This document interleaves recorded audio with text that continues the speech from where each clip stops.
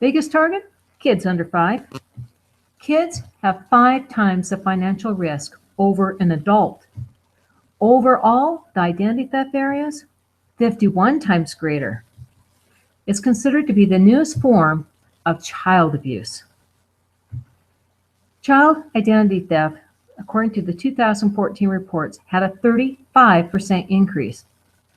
Young and even the unborn are being affected. Baby identity theft, a predictable number that allows the theft before the birth. How can this be? Check out this news report and see for yourself. This morning on Today Investigates, the new twist on an old crime.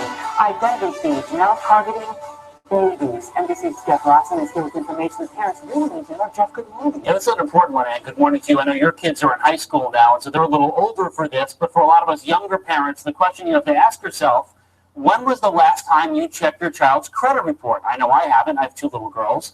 And the crooks know it. Now they're so advanced, they can actually steal your baby's social security number before they're even born, racking up millions in debt. This morning, we track down the alleged thieves and show you exactly how they do it. Egan is only 2 years old, but already owes thousands in credit card debt and has declared bankruptcy. You think this must be a joke, and then you realize, no, this is actually incredibly serious. 9-year-old Riley is in default on utility bills. Her social was stolen 11 years before she was even born. As a mother, I was shocked and angry and violated. Katie was only 3 years old when crooks stole her identity. Now, as a teenager, her credit report shows over $750,000 in debt, all at the hands of ID thieves. A scary thought for a young girl. I mean that because it is illegal, they should be in jail. But they're not. In fact, we found 2 men using her identity, living free. How did you get her social security number? You don't want to talk? This guy works at an auto body shop just miles from Katie's house. And we tracked another one. According to the credit bureau, you're an identity thief. Working at a local 99-cent store, a leading credit bureau says both these men stole Katie's social security number to take out mortgages and auto loans. It's not fair. But they're still out there. Mm-hmm. Our Today investigation discovered thousands of young victims. Why are babies' identities in particular so attractive to these thieves? It's a blank check for these criminals. The child doesn't realize that they have a problem until they start using their credit. And that may not happen until your child is 18, applying for their first loan or credit card, giving thieves free rein with their identities for years. Never in my wildest dreams had I thought to run a credit check on my son, and what parent would run a credit check on their child who's in diapers, who's crawling? Stealing their socials is easier than you think. That number is actually a code. The first 3 digits stand for the state it was issued in. The last 6 digits stand for the approximate date it was issued, a clue to the person's birthday. Now, using simple software, crooks can actually predict kids' numbers, meaning when your newborn gets their number at the hospital, it may already be stolen, which is exactly what happened to Riley. Her mom discovered it years later by chance on a family credit check. The government gave me a bum number that obviously they hadn't cleared. It's a financial birth defect, and the parents aren't warned. And in many cases, police don't have the time or resources to catch these crooks, leaving parents like Katie's dad out in the cold. In a nutshell, what have the police done for you? Nothing. It's almost like they don't want to be bothered. They don't want to be bothered, but we found 2 of the suspects. Pretty easily. Hey, how are you? In fact, we found Manuel Contreras in Arizona in just 2 days. Jeff Lawson from NBC News. According to the credit bureau, you've been using a young girl's social security number and getting home loans, racking up nearly $500,000 in debt. How do you respond to that? Me and us. $500,000. Have you been using a young girl's social security number and passing it off as your own? I don't understand. So we brought in our translator. You took out a home loan with this young girl's social security number in 2003 for $107,000, 2006 for $153,000, also in 2006 for $238,000. That's against the law. I don't have right now. You are arrested for it? I'll pay you. I'll get it. I know. I'm not a police officer. I'm just trying to figure out why you did this. Why I don't see no cops. That's a good question. I don't know why you haven't been arrested. That same day, we surprised another suspected thief. Hi, Jeff Lawson from NBC News. Mario Salinas, working in his store parking lot, wrangling grocery carts. The credit bureau says, using Katie Social, he's racked up over 35 grand in debt. Have you ever used the Social ¿Usted Security ha number? usado ese número de seguro social en el pasado? No, señor. I've never used it. According to the credit bureau, you have, and you've Según- taken out several auto loans. Según los buros de crédito, usted ha sacado esos dos préstamos utilizando ese número. There's a young girl whose credit could have been ruined because Está of this. hostigando. You have anything to say to her? I don't know. You don't know. But authorities know a flaw in the credit system lets them get away with it. When someone applies for, say, a loan, usually the bank only checks that the Social Security number has a good credit history. Believe it or not, most banks don't check whether that number was assigned to that name because the government charges a fee to do that, and most banks don't want to pay. So thieves can use a child's identity over and over again. That seems ridiculous. The system definitely has a gap. And for parents, cleaning up the mess can take years and haunt your child, ruining their credit as adults. Do you want to say anything to this young girl's family? You don't want to say anything to them? Are you going to stop using this young girl's Social Security number? I talked to my lawyer first. I call you, I talk to you. Everything. Okay? Okay. Well, I'll wait for your call. I call you. We're still waiting. He's still out there. He's free. Burns me up. He can walk around living on my child's social and nothing's being done about it. But there is something you can do about it, a credit check for your kids. It will tell you if anyone else is using their identity. For more information about how to get a free credit check right now for you and your entire family, all you have to do is go to our website, today.com. All the information is right there for you.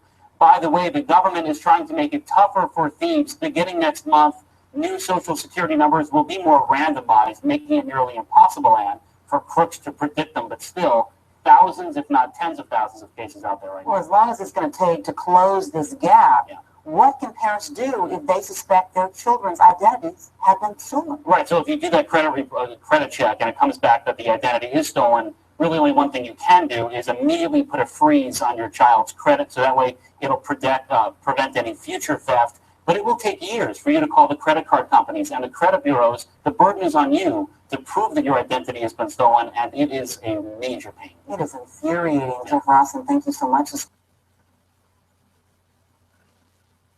Madison, she discovers that she was a victim 10 years earlier when she was just 6 years old. Madison's Social Security number is being held by at least 2 others that she is responsible for in paying the taxes. Check out what her story is and how it's affecting her at just age 16. Disabled and elderly. They too are also targeted. Classify them as the old. Take a look in this report showing how they're getting access to and taken advantage of.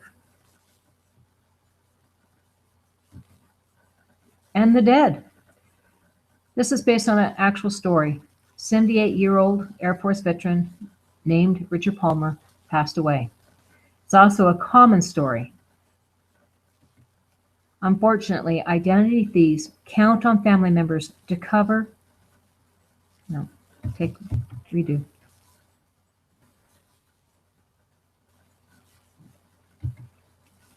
And the dead. Identity thieves count on family members to overlook the financials of a loved one. It can present a ripe opportunity for criminals to profit from the bereaved. Let me give you a couple different examples. For example, when my mother had passed away, my dad was left after about 5 days. Everybody had taken off, and that's pretty much kind of the norm. Okay, no, redo.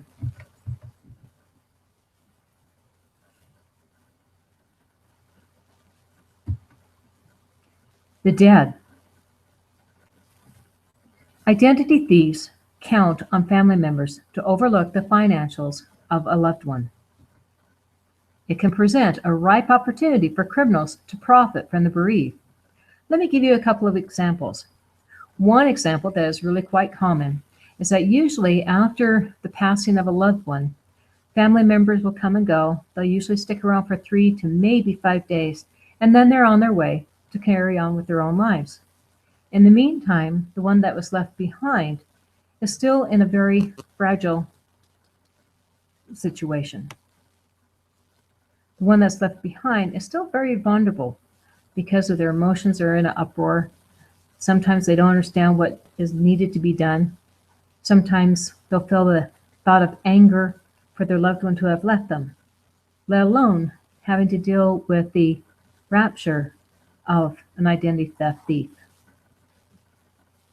In my particular example, my mother had passed away, and my dad was there, and he was very astute to what was going on in the world. In fact, he was considered to be like that of an attorney in mineral law. So he was very well equipped with what should or shouldn't happen. He was kind of like the center post of the entire family, right? He would never, ever give out anything that would be dealing with identity theft for his personal data. What he told me was that about 5 days after, he was constantly bombarded left and right with different phone calls. And sometimes he said he would just get so frustrated and angry with calls that he would almost blurt out things just to get them to hang up, he said. But knowing, what they were trying to do, he was able to hold back. But he said, I almost didn't. He almost got me, he said. This is a rather common thing that happens.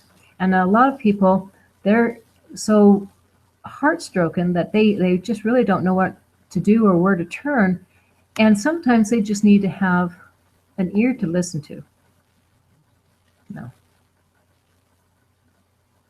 A lot of people are taken advantage of in this situation because they are in such a vulnerable situation.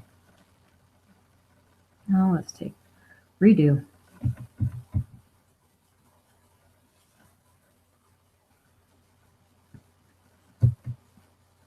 And the dead. Identity thieves count on family members to overlook the financials of a loved one. It can present a ripe opportunity for criminals to profit from the bereaved. In fact, they frequently, if not always, are looking at the obituaries to find out who's passed away, when was the date of the service, and calculating about how many days they'll have family members still at the house. About that time, usually right around the 5th day, most families have gone home, and it leaves the person left behind in a very vulnerable situation. I'll give you a personal example. When my mother had passed away and everybody had gone home, my dad had called me and told me that he was getting bombarded, and this is about the 5th day, bombarded with multiple calls, asking multiple questions, and trying to gain his trust, and trying to get him to volunteer personal information. He said that he almost did, not even realizing it before it was too late. Now keep in mind, my father was very astute to what was going on in the world. He was like that of an attorney in mineral law. He was like the pillar of our family. So for him to actually volunteer information for personal information would be like an absolute no way could that happen, right? But he told me himself that he almost did. A lot of individuals don't have that kind of a background. A lot of individuals will take advantage, or be taken advantage of, I should say, of their vulnerable situation, and before you know it, they're passing out information that they would never, ever think that they would have passed out. In various surveys, they've indicated that 90% of the people have said, oh, I will never do that, but you get them in the right situation, over 92% of them have given out the information that they said that they would never would.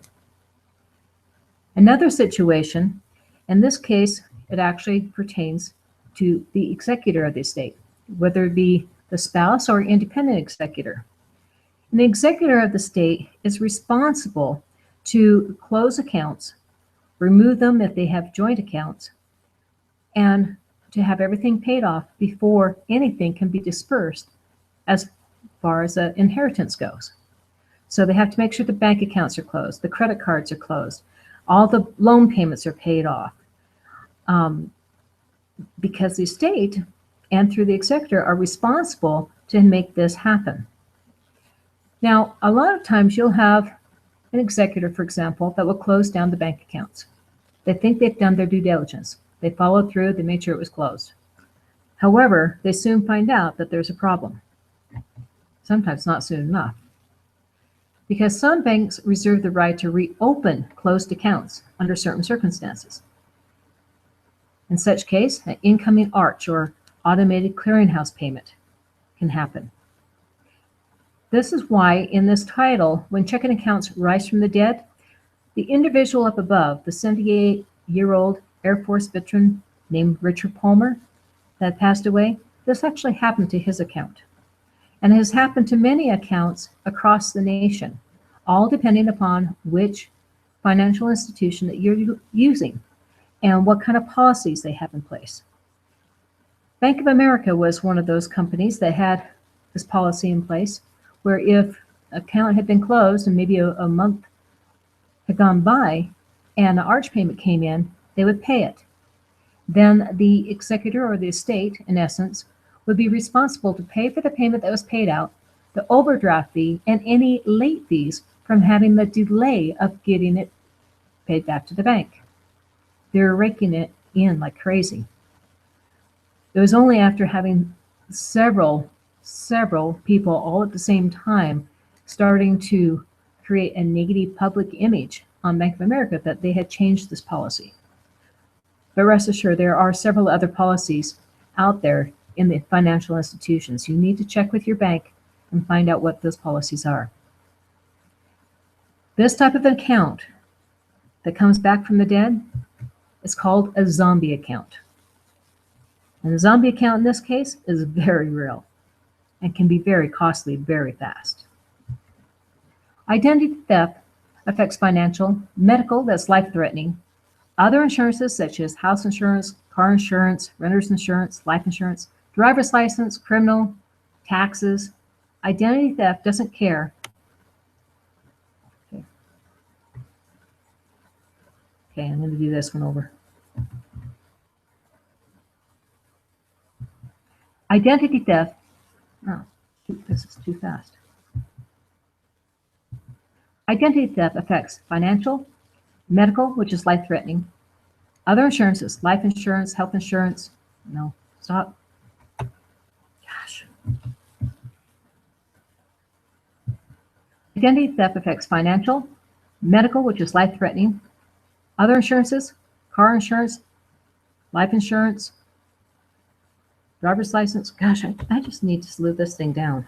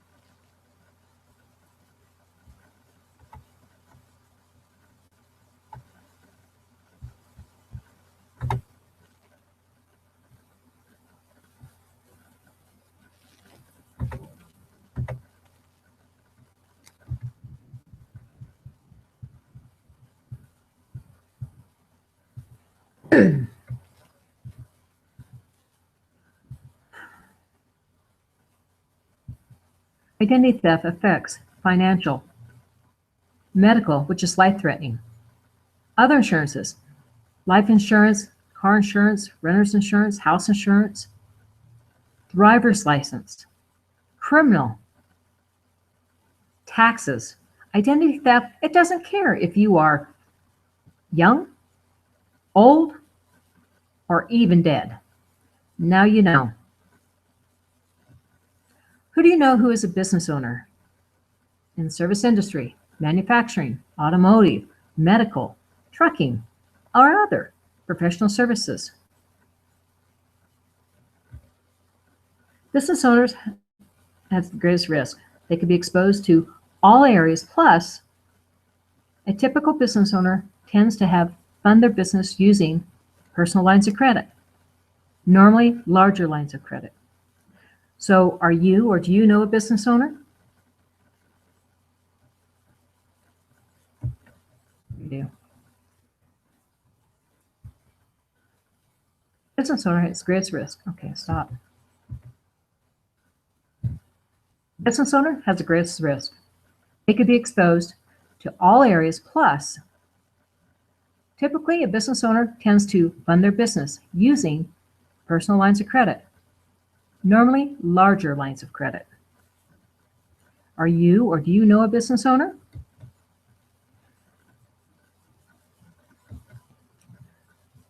There's several key points that are not well known, but can have a major impact. Let's see if you know what they are. Okay, it's poll time. Let's educate yourself.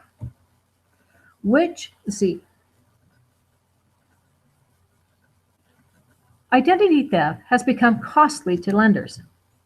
Which clauses could apply when you're getting a loan? A, credit reports can be randomly ran during the repayment process. B, a borrower could be current on their current account with the lender, but when they show to be behind on any other account, the lender can demand full and immediate payment. C, loan acceleration can be triggered by violating loan covenants, which are promises to maintain specific financial ratios. Or D, all of the above. Let's see what you guys think. Let me go ahead and put these things in for your poll.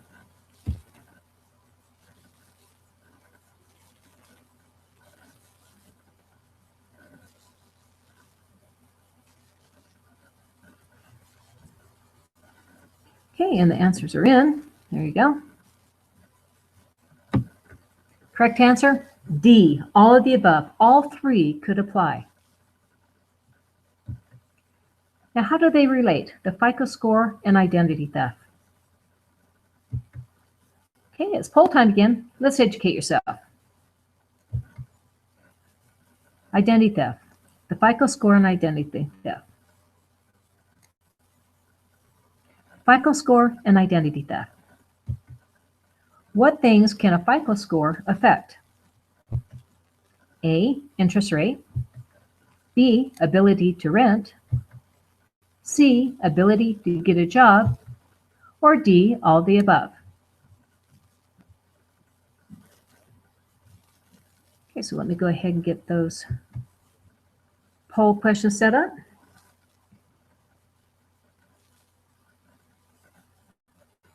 All right, go ahead and start entering in your questions or your answers to those.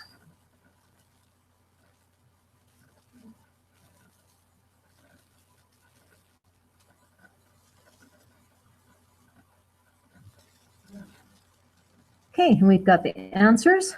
This is what you're thinking they are. What things can a FICO score affect? The correct answer is A, the interest rate. B, the ability to rent. C, the ability to get a job. D, all the above. The correct answer is actually all the above. Poll time again. When you discover a delinquent debt, which should have the priority? A, a 30-day late, or B, a 120-day late? Which one's more important to take care of first? Let me go ahead and set the questions up.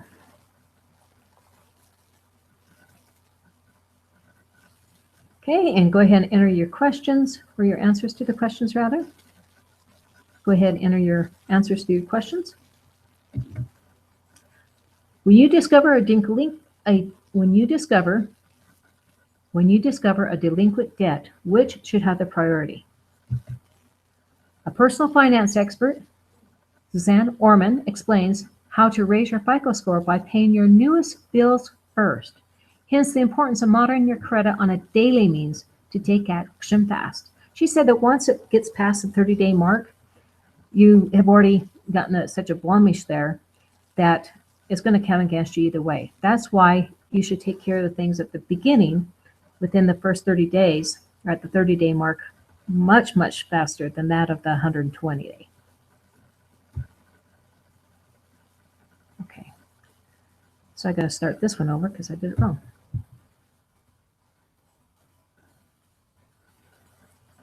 So your answer to when you discover a delinquent debt, which should have the priority?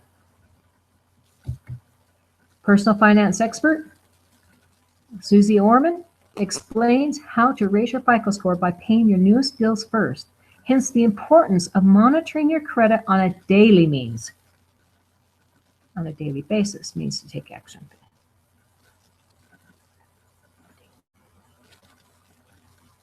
Let's see. Daily. Daily.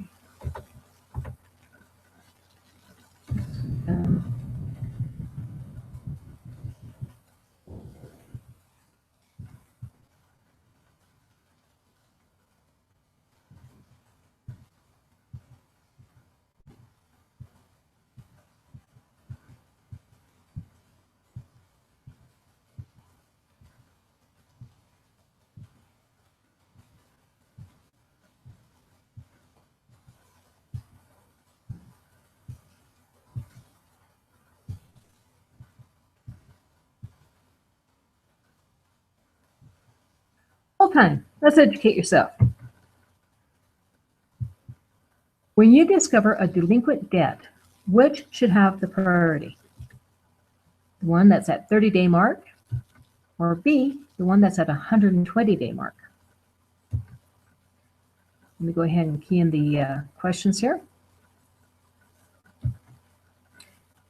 Okay, so an answer, when you discover a delinquent debt, which should have the priority? You put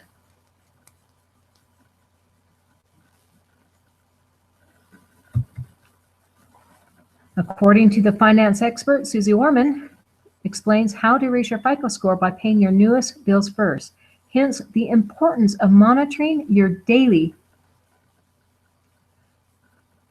Personal finance expert Susie Orman explains how to raise your FICO score by paying your newest bills first.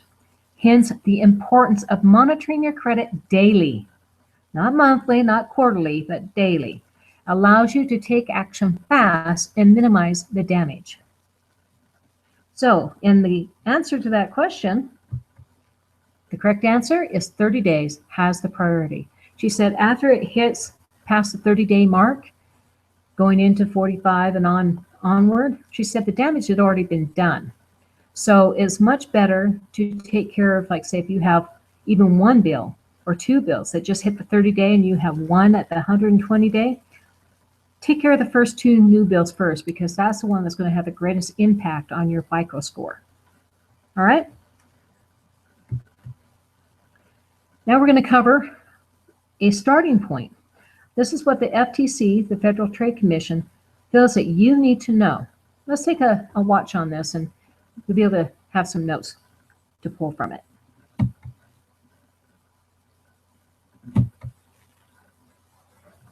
So here are some of the key points that they pointed out.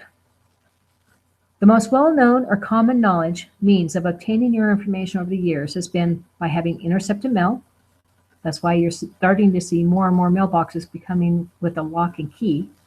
If you don't have a lock and key mailbox, I would suggest you change it or have everything sent to a P.O. box. The trash, just because you don't want that junk mail doesn't mean that your identity thief doesn't want that junk mail. They will certainly go through it to find it.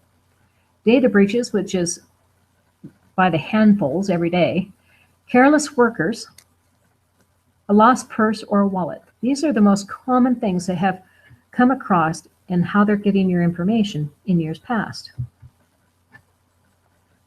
Now, known but to a little bit lesser degree are internet rings, also black market for stolen identities, flea markets, yes, flea markets, family members, co-workers, employees of unsuspecting employers, mortgage companies, medical facilities.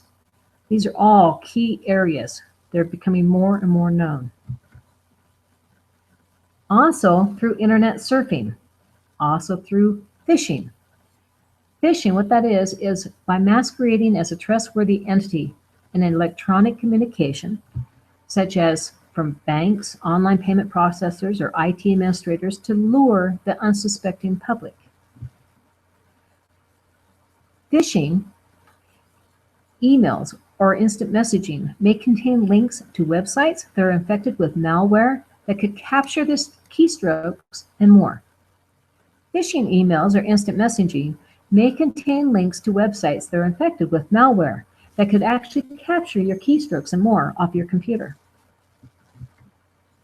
One of the first known means of social engineering. Social media could affect all, but mainly Facebook and Instagram. In both cases, the person posting reveals personal data either through their words, such as complete the name and date of birth or GPS tracking, to pictures exact with built-in GPS data, naming the exact locations of where a shot was made. Facebook tends to strip. Okay, this.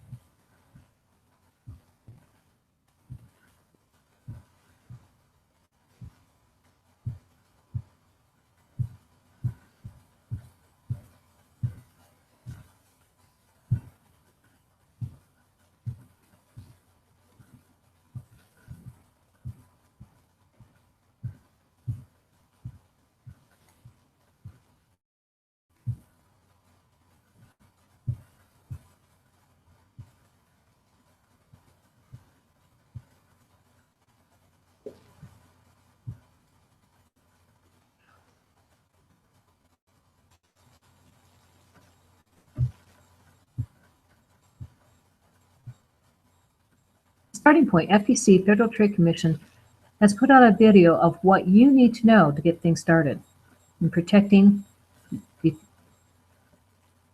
a starting point. FTC, Federal Trade Commission, has put out a video of what you need to know. They called it Deter, Detect, Defend to avoid identity theft. No. The Federal Trade Commission has put out a video that I'd like to share with you. They've indicated this is a start over.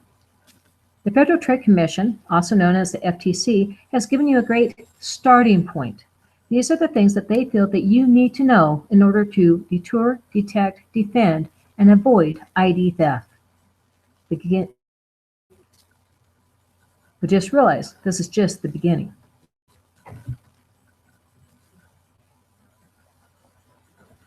Here are a couple key concepts that was pulled. Here's a couple key points to recap off of that video that I just shared with you. The most well-known or common knowledge means of obtaining your information over the years has been through intercepted mail. That is why in your newer communities, you're finding more and more mailboxes that are with a lock and key. I would highly suggest that you get a locking mailbox if you have it delivered to your home. Otherwise, have it taken to a regular PO box or post office box rather. These are some of the most well-known or common knowledge means of obtaining your information over the years. The first one, and the easiest, is the intercepted mail. Never send out like a payment to your mortgage or your credit card payments or anything like that in one of those mailboxes that you just flip up the red flag. That red flag has a meaning, all right? It doesn't just mean, here, I'm ready to have my mail picked up. It means, here, I have all the pertinent information. You've got my signature off my check. You have all the routing number, the account information, both off the check and also off of any account, be it my mortgage, my credit card, whatever. You truly are just allowing yourself to be completely exposed. Always deposit your mail in one of those blue mail containers or take it directly to the PO box or post office rather. Also, have a locking mailbox. If you do not have a locking mailbox, I highly recommend that you go to the post office and rent one. It could save you a lot of heartache by just having that alone. Trash. Just because you might not want that, pre-approved visa, that doesn't mean the identity thief doesn't want it. That doesn't mean the identity thief doesn't want it. Be sure to shred everything, okay? And make sure you shred it so it cannot be taped back together. Take a look at your shredding device that you have. Make sure it shreds vertically, not just horizontally. Data breaches. Data breaches are by the handfuls every day. Careless workers, people that might leave your credit card information out or your medical file out or just for somebody to glance over and peek at. A lost purse or wallet can be a whole lot more involved than just canceling your credit cards. So up to this point, these were the most common areas of getting your information over the years. But now, known but to a lesser degree, there's internet rings. There's black markets for stolen identities. There's flea markets, family members, co-workers, employees of unsuspecting employers, such as in mortgage companies or medical facilities. Internet surfing through phishing by masquerading as a trustworthy entity in electronic communication. These such as from a bank or online processor or IT administrator, just to lure in the unsuspecting public. Phishing emails or instant messaging may also contain links to websites that are infected with malware that could capture keystrokes and more. One of the first known means of social engineering was social media. It could affect all, but mainly Facebook and Instagram, and this is just becoming known. In both cases, a person posting could reveal personal data through their words such as a complete name and date of birth or GPS tracking. In fact, you see a lot on Instagram of people having a picture of a check, say, oh, it's my first paycheck, and they're all excited, right?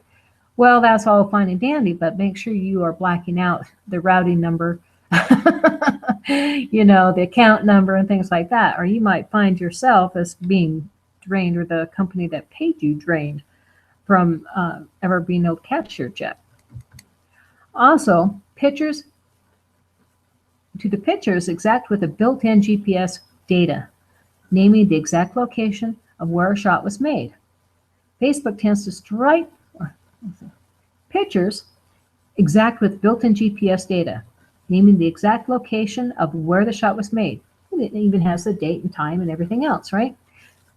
That can be very helpful as far as your own personal use, but it is extremely helpful to the identity theft thief, because they can actually find your house where your child is laying at and playing with their blocks. Facebook tends to strip this data, but Instagram currently does not. This is just becoming known.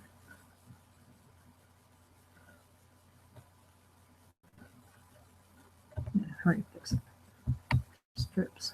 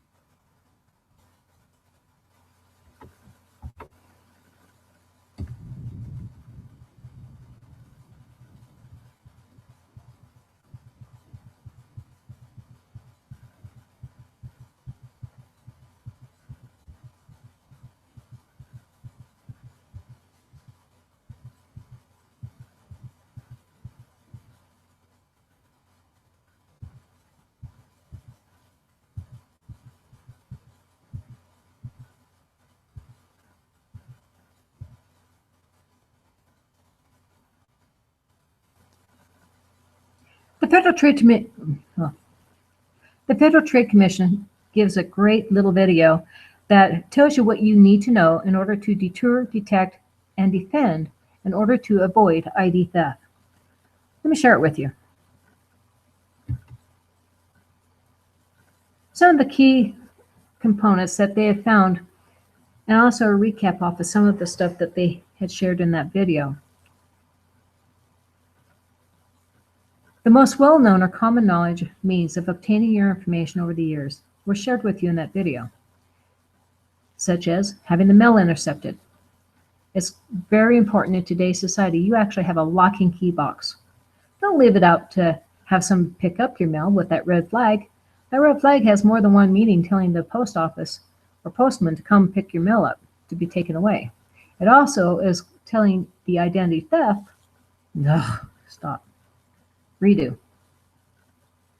The most well-known or common knowledge means of obtaining your information over the years has been dealing with intercepted mail, whether it's coming in or going out. That's why it's so important to have a locking mailbox.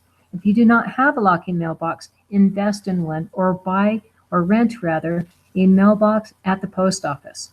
Keep your information safe. When you are sending out mail, make sure you deposit it directly at the post office or in one of those blue containers for the mail. Never send it out with that red flag for the postman to pick up, because it's not just the postman that's looking for those.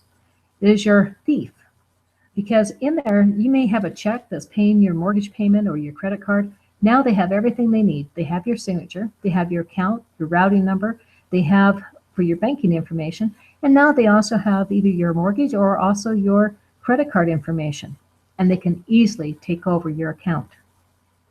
Another area is trash. Don't think because you don't get your hands dirty that a thief won't. That pre-approved Visa, that so-called junk mail that you don't want, be sure to shred it. And when you're shredding your data, shredding the information that you don't want anymore, make sure it's being done vertically.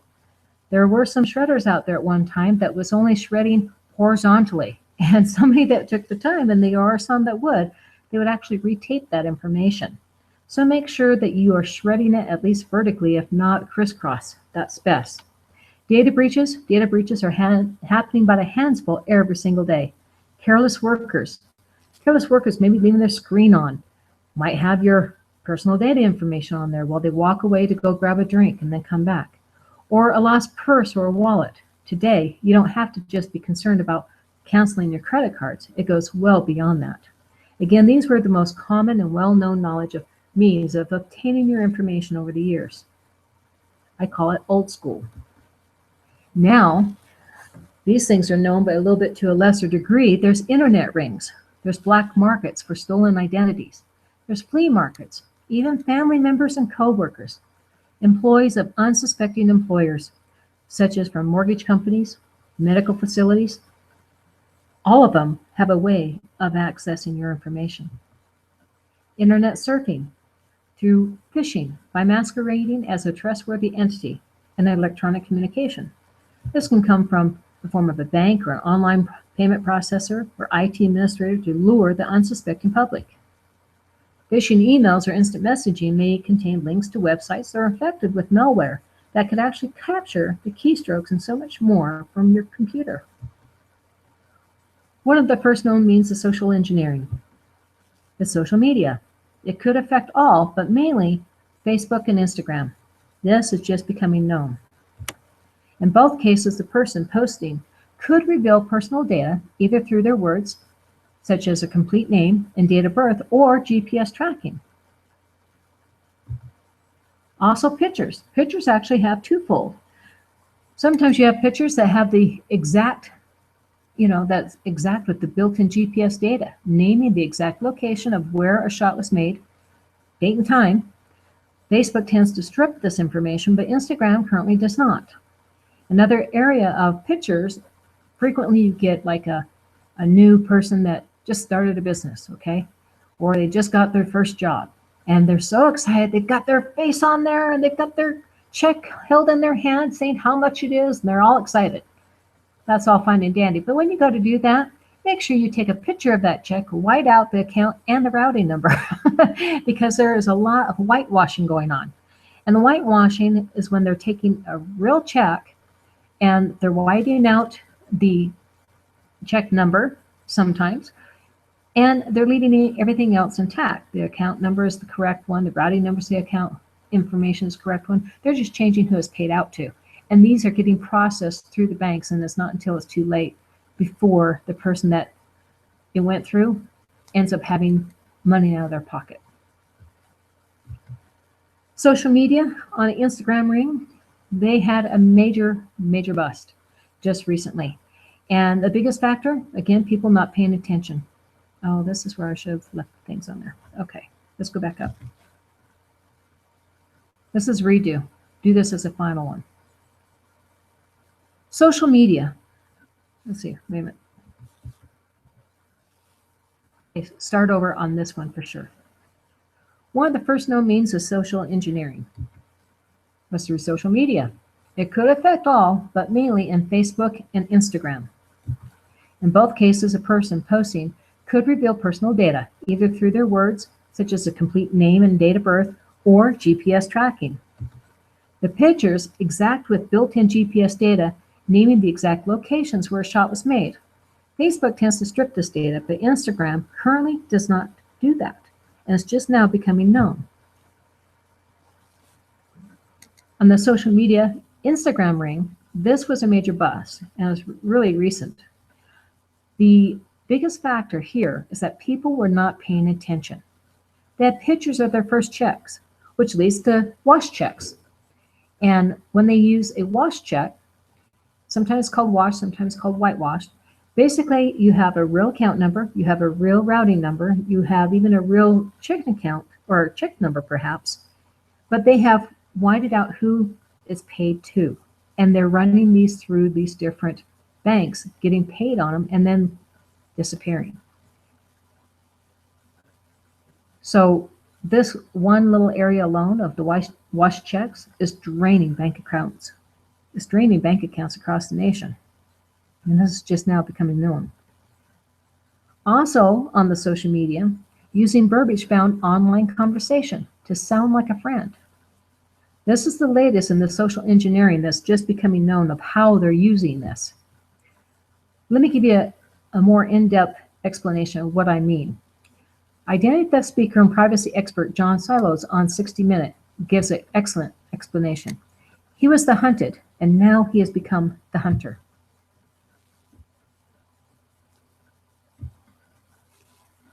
All right, now that you have a good understanding of what identity theft is and how it's affecting you, now let's understand the lingo and the services that are out there. We're going to do a service and review. Okay. All right, now we're going to transition into the services that are out there and reviewing them, understanding the lingo in which they're using so that you don't get misled. Resolution, restoration. They're commonly used words when dealing with identity theft plans. Some refer to these words as being fancy and similar, but the meanings are very different. Do you know the difference? Resolution, restoration. What's the difference? With resolution, you have resources. Like if you have a burning house on fire, you're going to be able to have hoses sent out to you. And then good luck on finding the fire hydrant, right? Or anybody else to actually carry out the task. With restoration, not only do you get the hoses, the fire hydrant, but you also get the whole fire department in there to help put out the fire. Big difference. With resolution, you get an FTC book or something similar on a how-to. Wow, you get to do it yourself and follow these instructions. Restoration, you get assigned a competent investigator. With resolution, you're going to get a rap like, oh, that's not in the script. Now what do I do? Oh my gosh. On restoration, we rebuild your life the way it was before the identity theft. So basically, you're not having to face this alone. We're going to send out the crews to put out the fire and the crews to rebuild your life. All right? Resolution, people tend to, their work, is it focused and productive? More than likely not. Restoration, work is focused and productive in keeping the boss and co-workers happy. Resolution, again, faced with building it by yourself. You probably have a few holes in there if you haven't been a carpenter in the past. Restoration, rebuild your life faster. Resolution, how is it affecting your family? Are you constant argument? Does the blame game start to happen? The frustration, the anger? With restoration, you get back to normal faster. Enjoy your family, enjoy your life. Identity theft is stressful enough, so get the right tools. We rebuild your life faster using the right resources. That is the biggest difference between resolution and restoration. Now, we're going to take a look at the services themselves in review. Understanding the services and understanding the services, a side-by-side comparison. Things to review and to be aware of. Okay, we're going to be evaluating these plans. There's 6 things to look for in any plan. Doesn't matter what company you're looking at. Do they cover just one or all 8 areas of identity theft? Is the plan cost for one person or for couples? Do they cover children in the same fee?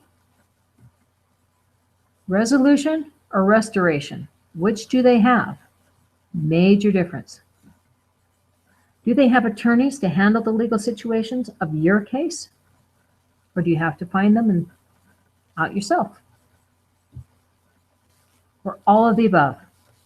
These are all important things. Every single aspect is an important consideration when you're looking at a plan. I don't care what company you're looking at. Okay, a side-by-side comparison. In today's society, there's so much hoopla going on out there. Like my friend, he just had picked the one that had the #1 sales because they had marketed things better. But here we're going to take a look, and I'm going to highlight. Let me get a highlighter here. The things that really stand out. Let's first take a look at a basic plan. because some of these places have more than one plan. So we'll take a look at LifeLock and LegalShield. They seem to have two plans on the basic and standard. Our basic is $14.95. Theirs is $19.90. LegalShield covers 2 adults. LifeLock covers 2 adults. Okay, let's go back.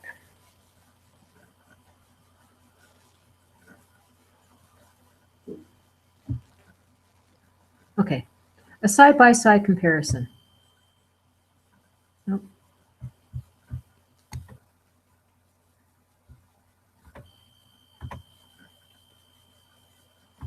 Okay, let's go back up.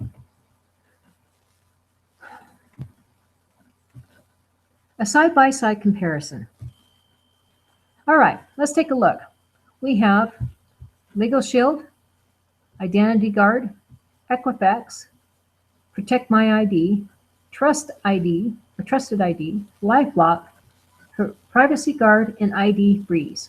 These are the most common that you find out in the marketplace. Now let's take a look first of who has more than one plan.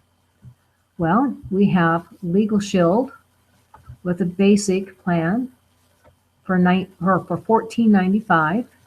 We have LifeLock with a standard plan for $19.90. Those are the only two that seem to have 2 different plans. Now, looking just at the standard plan, let's point out some of the differences. Adults, the same.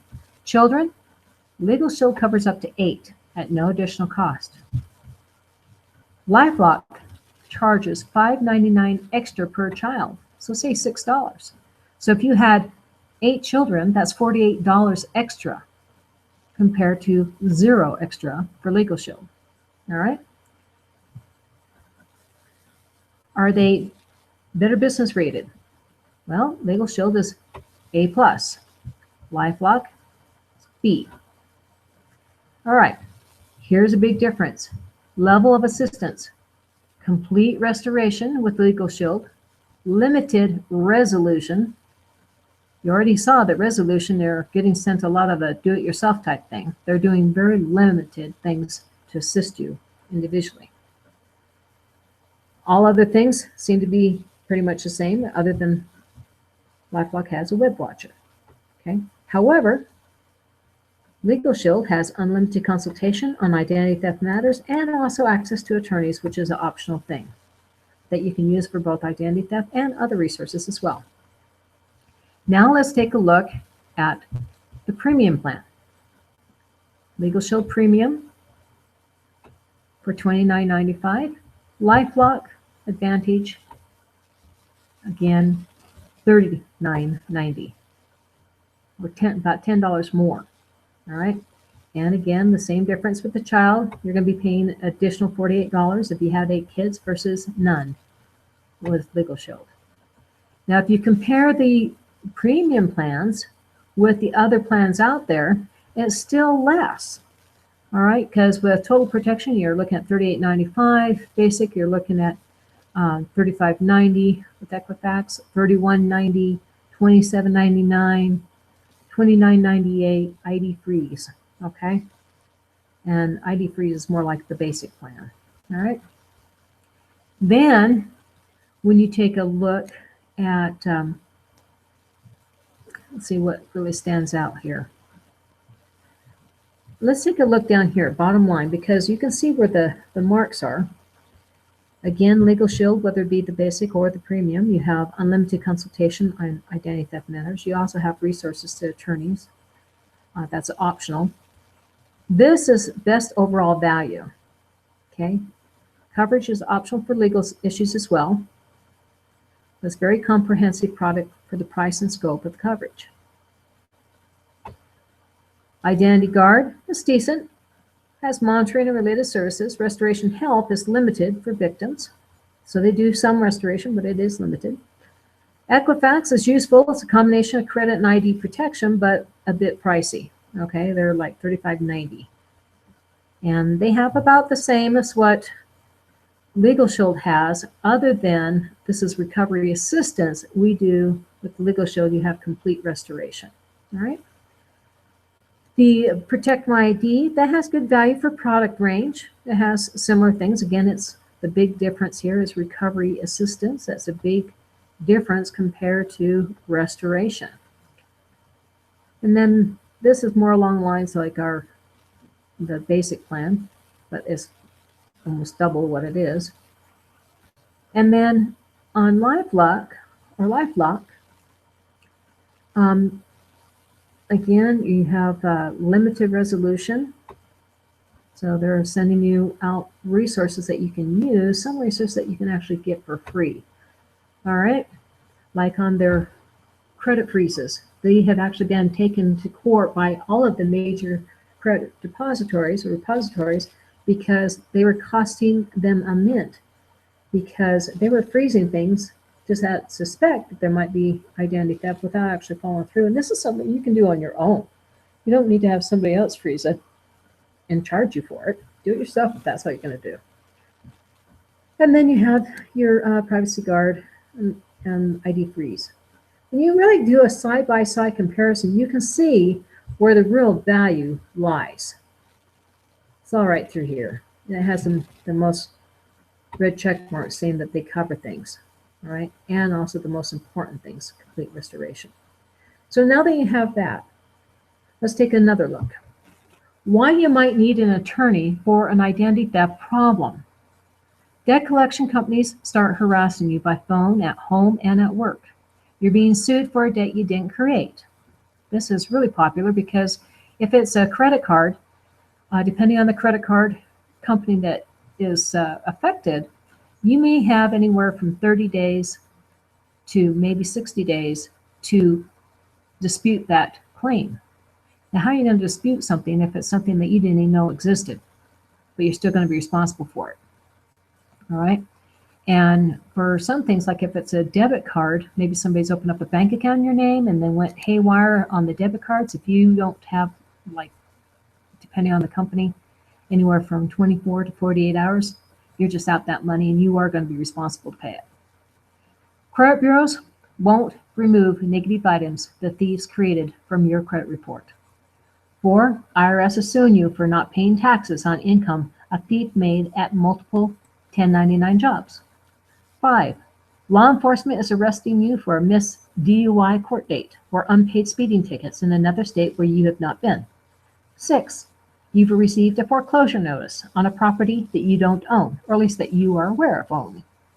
You lose your job when a background check wrongly shows that you were arrested for prostitution, pornography, or you are a sex offender.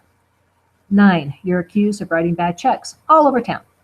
10, a bank refuses to replace money in your account, claiming that you were responsible for not safeguarding your own checking information well enough. This is more common than you would think. 11, you find out that someone filed a bogus tax return before you got yours filed electronically, and the IRS isn't responding to your inquiries. 12, someone has used your health insurance, tested positive for HIV, and now is on your health records. No one will talk to you about changing your medical info, and your life and health insurance have canceled over it. Someone is using fake ID with your info, committed a felony crime, and you are being arrested for during a routine traffic stop, such as for drug trafficking or anything like that. These are all areas that you could utilize an attorney. In fact, over 50% of the identity theft issues require the use of an attorney. These are the most common areas for that particular purpose. The silent crime. What you need to know about identity theft is by Michael McCoy and another gentleman that had a PhD. They were actually out of a university. This is back a few years ago. And is the first company, or it was the first time that a grant actually endorsed a particular company, because they did these side-by-side comparisons in all areas of identity theft. You can find who they talked about on page 72. I'll give you a hint. It's Legal Shield. Mr. McCoy, primary author, is a true identity theft expert, and he gives the reader straight talk about horrific crime affecting not only the country, but the entire world. The book came out of a $50,000 grant in the study of identity theft. It is unheard of a university study to endorse a particular service, but in their review, they discovered who was the true leader in helping with identity theft in all of its forms. You can see the side-by-side comparison that they did in all forms of identity theft, and it was on page 72. And I'll give you a hint. It was Legal Shield and Kroll. A customizable solution. Legal Shield plans offer legal and identity theft monitoring and restoration. Over 50% of the identity theft issues requires the use of an attorney.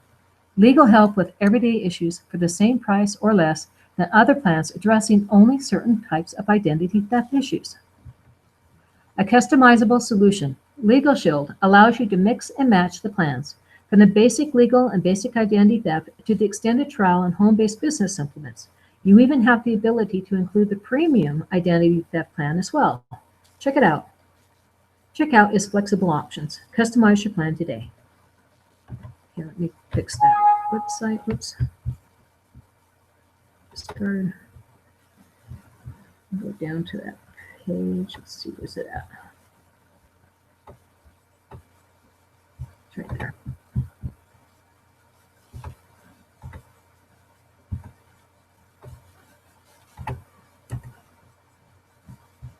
Okay. Get back to that page.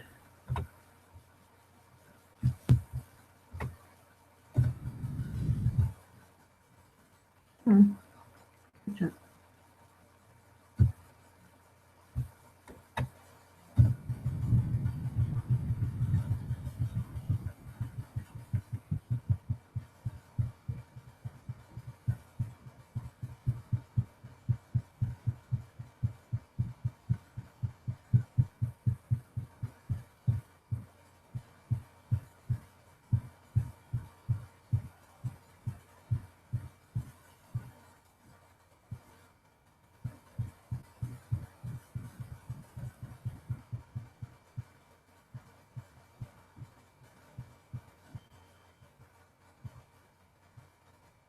Okay. Start here. Best solution. In this book, The Silent Crime, Mr. McCoy, primary author, is a true identity theft expert, gives the reader straight talk about a horrific crime affecting not only the country, but the entire world. The book came out of a $50,000 grant in the study of identity theft. It is unheard of for a university study to endorse a particular service, but in their review, they discovered who was the true leader in helping identity theft in all of its forms. And you can find it on page 72. They did a side-by-side comparison, and I'll give you a clue. It was Legal Shield, partnered with Kroll. A customizable solution. Let me go back because in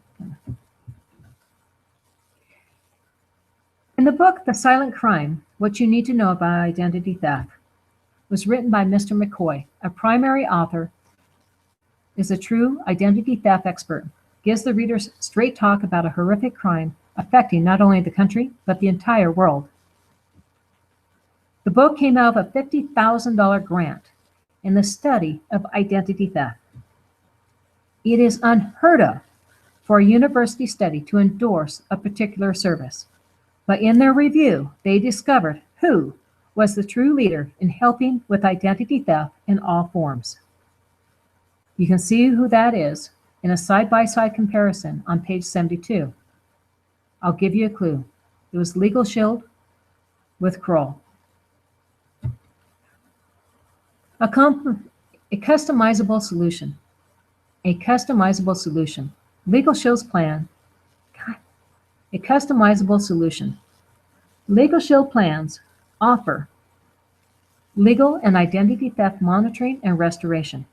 Over 50% of the identity theft issues require the use of an attorney. Legal help with everyday issues for the same price or less than other plans addressing only certain identity theft issues. You can learn more at EYN-IDT.info. That stands for EnhanceYourNet.IdentityTheft.info. Customizable solution, Legal Shield, allows you to mix and match plan. Legal Shield allows you to mix and match the plans. From the basic legal and basic identity theft to extended trial and home-based business supplements, you even have the ability to include the premium identity theft plan as well. Check out its flexible options. Customize your plan today. Take a look at the following is a very brief video that explains the different aspects that you can pick and choose from.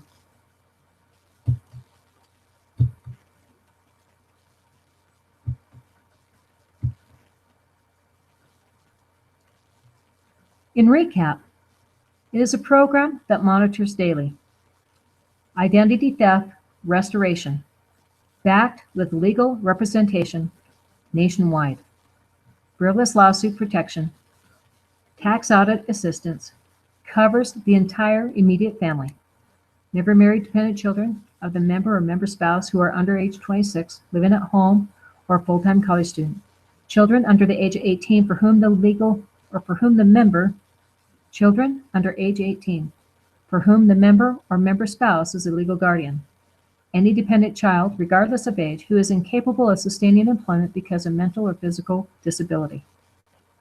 The smart people's choice, because over 50% of identity theft is reported require the use of an attorney. It offers 24-hour emergency attorney access, unlimited consultation for any personal issue, nationwide network attorneys, ABBV rated attorneys, and so much more to offer. You can check it all out at www.eyn-idt.info. By now, you are informed. By now, you have the ammunition, and by now, you could and should arm yourself against identity theft. Peace of mind. It's what it's all about. Again, check out www.eyn-idt.info.plan for more details. Suzette Coyman is on your side. Thank you so much for attending the webinar. Identity theft could kill you. I'll email you a summary of the FTC key points to get you started. A comparison charts of the identity theft services that are out there that we covered. A summary snapshot of your needed legal services that we covered.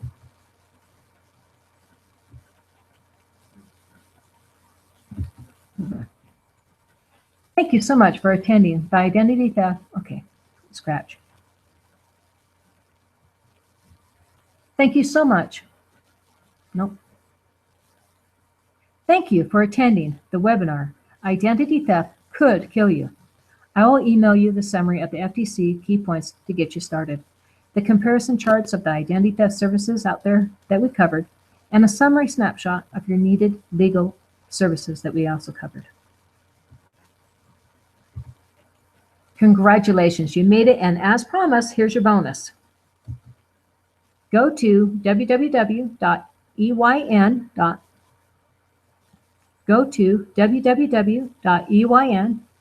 that's abbreviated for Enhance Your Net, -IDT, that's abbreviated for Identity Theft, .info/bonus.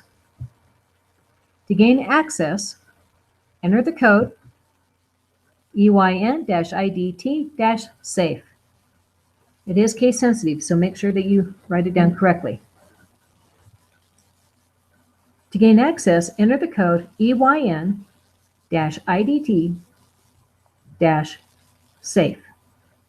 Everything's capitalized except for the last word. And then it's capital S, A, B, or AF. To gain access, enter the code, and it is case sensitive, EYN-IDT-S, then lowercase AFE for safe. Again, it is case sensitive. You can get up to 3 bonuses, and I'll tell you more about that once you get there. So here are some of the key things you want to remember. Minimize what you carry on your person. Don't carry your Social Security card. Ask why. Why are they asking for your personal information? Trash, safeguard it, shred your financial documents, bank statements if not needed, and credit card offers and such. Monitor your credit. Contact and close any tampered accounts. Follow up in writing. Call the 3 major credit bureaus. Contact and file a police report, and contact the FTC to report. I gave you the website, ftc.gov/IDT theft, and also the phone number. Here's a comparison that I'll be sending out to you, and also the recap of the attorney. Thank you so much. You'll be now redirected to that website to assist you in getting your questions answered for your particular state. Thanks so much for coming.